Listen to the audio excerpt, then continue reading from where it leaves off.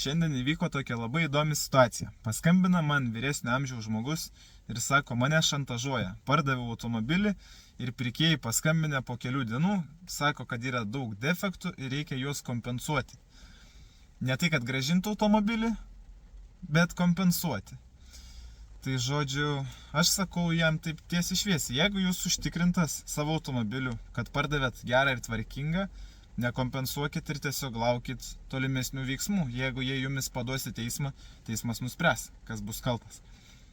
Nes visokių yra aferistų, kiti ir naudojasi. Ir ypač šiuo atveju jaučiasi, kad labai daug šansų, kad bando pasinaudoti šiuo žmogum.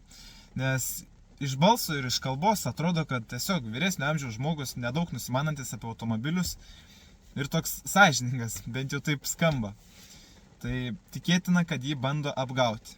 Bet kaip ten yra iš tikrųjų, klausimas. Tai va, ir jūs nepasigaukit ant tokių aferistų. Jeigu pardavėt tvarkingą automobilį ir prašo jūsų kompensacijų, neikit į kalbas visiškai. Tiesiog laukit tolimesnių veiksmų, jeigu matysit, kad yra paduota į teismą, jau tada žiūrėkit, kaip ten išeina. Būna visko gyvenime, būna ir parduoda tvarkingą automobilį ir jis po savaitę sugenda. Ir už tai reikia tiesiog atsakyti. Tokie mūsų jau įstatymai, gyvenam Lietuvoje.